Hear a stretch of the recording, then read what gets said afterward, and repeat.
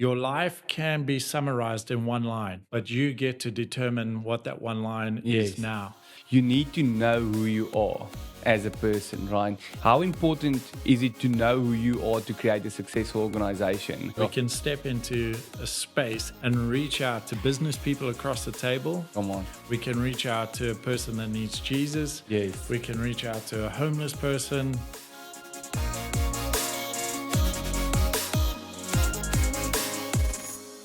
Hey everyone, welcome back to another episode of the Bizzin Podcast. I'm excited to have David May with us today. David, so you said you prepared a little song for us? Song's ready, and I brought jazz flute as well. Hope you don't mind. Yeah. But yeah, thank you, Desley, Awesome, for having me here, and hopefully add some value. Yeah. Man, I'm so excited to have a conversation with you. And I mean, just the last couple of weeks, I know we met like 2 years ago already, and we briefly touched on what the organization Empower is all about. But in the last couple of weeks, I've come across your path a couple of times, and I just said, like, let's connect a little bit deeper and just understand more about what the organization is all about. So before we enter into what the organization is all about and where you are now, just maybe bring us in to your story a little bit. Where did you start? How did you get to where you are today? Yeah, fantastic. Thank you. Quite a loaded question, Yeah. but a great one. And yeah, I think before we start on there, it's really incredible what you are doing and how you leading an area that's going to press in and help the rest of us, as well as help yourself in growing and putting in those keystone habits into our lives. Thanks, man. So yeah, keep on going. Awesome. And going to be watching this space. Yeah.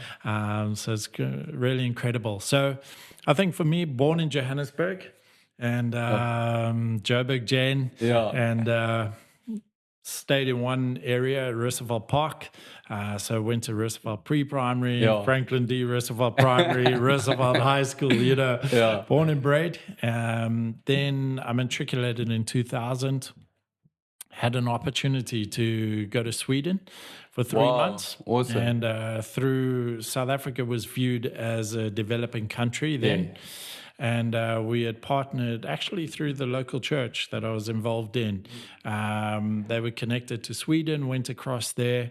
And that was really one of the pivotal moments for me, because up until then, my faith journey had been one of, you knew Jesus. Yeah. And it was cool to have that, but you were also involved in the world, and school friends, and just being a part of that too, and kind of had my feet in both worlds. Where in Sweden back then, cell phones weren't as common as they are now, showing off my age a little bit. But just being in Sweden and having a thought of, if I died, what would happen to me? And realize that in that space, in another country, nobody really cares about you. And it would probably take a couple of months for my parents to find out where I was. And and I think that helped me get to a process where I realized for myself in my own faith that I could not get into heaven on my parents' account. I needed to make a personal decision. Amen. So I made that personal decision in Sweden, a foreign country, by myself. Wow. And started going to church where they were all Swedish. So I didn't understand anything, but I knew that's where I had to be. And then came back to South Africa. My parents had moved to Durbanville, northern suburbs of Cape Town, and got plugged into a local church, which I'm grateful for. And went on a whole journey there, did theology and psychology. I studied that. Then worked as a sales rep for 8 years before coming on full time at a church in Durbanville. And amazing. Met my wife then. We were planting small groups in Stellenbosch. Got to do the Lord's work, And she was attending one of those small groups, and we met. We got married 2017. Moved to George 2018. My wife's from George and grew up here. So that was the draw card. We started working for a nonprofit then. Awesome. And my wife then converted her degree to teaching. Okay. And teaches at York High currently, Nice. which is the local high school here. We had a little boy, Judah James, 2019, little girl, 2021, Riley Madison, and resigned in the September 2021. And so not knowing fully what the next step was, but knowing that on two words had to step out. So peace, when Jesus was on the boat sleeping and the disciples were in the storm and they woke him up and he got up and he was just like, waves, be still, and, rain pass. And so peace and then trust. Again, the disciples were on the boat and they were going across and there was a storm and they didn't recognize Jesus coming. But when they saw him, they said, Jesus, if that's you, tell me to come. And he said, come. And that's absolute trust. So from then it took still 7-8 months to register, process, and get going on in power. Amazing. But I felt that this is where God wanted me to be. That's amazing. So, I mean, if we backtrack a little bit, go to the time you were in Sweden and, ended up to the point where you were in 2021, did you ever think that non-profit organization is the way that you're going to go into, or was there somewhere a point where you actually just ran a profitable business, you wanted to go into business, you wanted to do the entrepreneurship journey? What was that all about? So I think it was a combination of things. I think my heart initially was from that time in Sweden. I always felt that I wanted to go into full-time ministry. Okay. And I think a lot of the time we think full-time ministry is you have to be on staff at a church.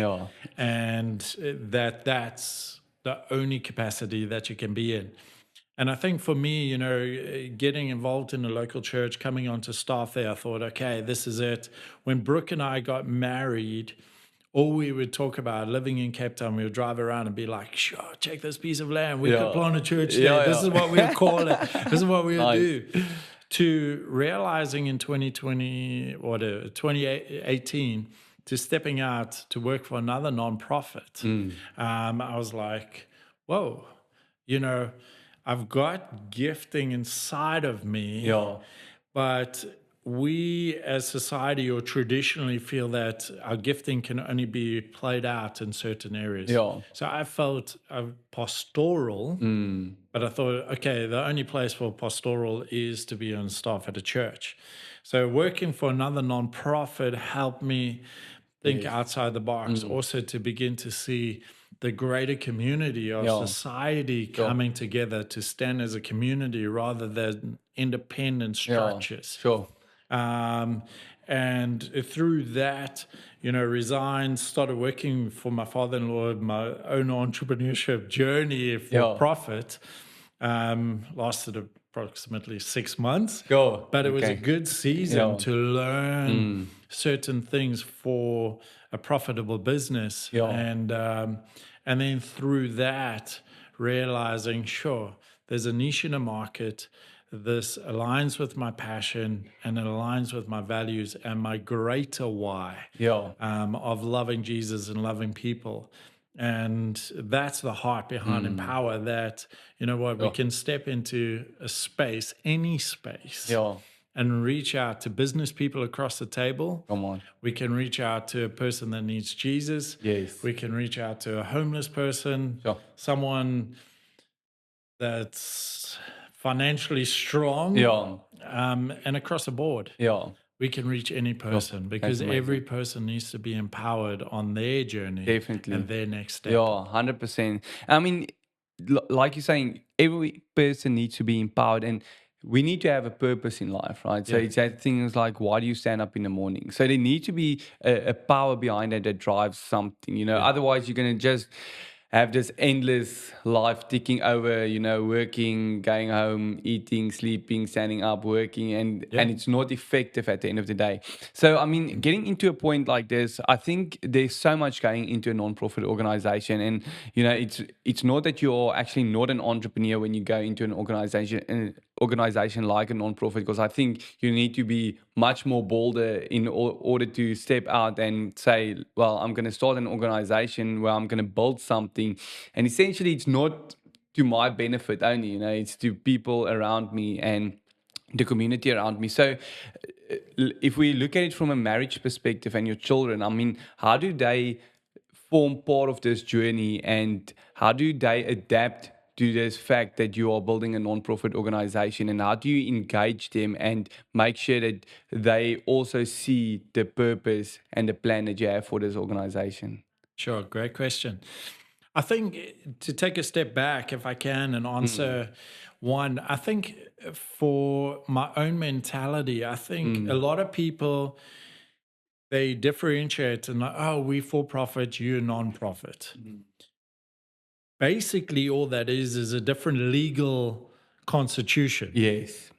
But the business principles still apply on both sides. Yes. If you've got money coming into your for-profit business, it means you're healthy and you're kind of growing and you need systems in place to grow. Yes. It's the same in a non-profit. Exactly. Just your approach and potentially your why is just a bit different. Yes. But doesn't need to be different. But the structures are different, just a bit different. So I think for me, like taking business ideas, thoughts, the gifting that God has placed inside each one of us and rolling it out in no matter what structure you're in needs to take place. So whether you're in a for-profit business, are you living out your godly values? Are you understanding your why value of why you're doing what you're doing? If you're in a non-profit, do it as a non-profit. If you're in a church, do it in the church. If you're a sole proprietor, PTY, it doesn't matter. That's only something that SARS is looking at. The rest of us, the systems operate the same. And I think for me, I think it's the same for everybody as well. You know, with being married, having kids, I think the journey is, do we know who we are? And if we know who we are, then we can role model that out to our kids and take our family on a journey that we on. That it's not, okay, dad's got this all together over here or mom's got this all together. But hey, can we figure this out? And dad's leading and mom's on the journey and the kids are on the journey. And I think, you know, we should all be intentional around that. So with you here at Van Veeks Accounting, you know, how are you leading your family on that? And exposing your family to every aspect of life. So we do the same as Empower. You know, I want to expose my kids to everything. Exactly. Different people, different lifestyles, different how they do things. And I think that's the journey of just, you know, from the daily habits of sitting in the bed at night. And I don't always do it, but try to read with them on a daily basis because that's instilling a habit, but also showing them, you know, here's business and this is how we work business. This is how dad goes out and runs because I love running. Exactly. But this is how we also go into the community and we add value on that. So it's exposing the holistic approach to life. Definitely. And I love what you said, like you need to know who you are as a person, right? And so how important is it to know who you are to create a successful organization? That's a point that I want to touch on that I think we'll do on the next episode. So just before we go on then, knowing and understanding who David May is, what does success mean to you? Yeah, great question. I think discovering self, I think, is a journey. And I think for me, success, people always say, you know, your life can be summarized in one line. Well, it will be. But you get to determine what that one line is now. And I think for me, I just want to be remembered as the person that loved Jesus with his whole heart and loved people. Come on. Yes. That is it. And that for me is success. And if I can get to a place where that is transpiring and I've empowered others to do it, it's a win. Come on, man. I love that. David, you're such a great guy. Thank you for being here. I look forward to our next episode. Guys, thank you for joining another episode of the Bizzin Podcast. Remember to go and like and follow our social media platforms. David, thank you. Thank you.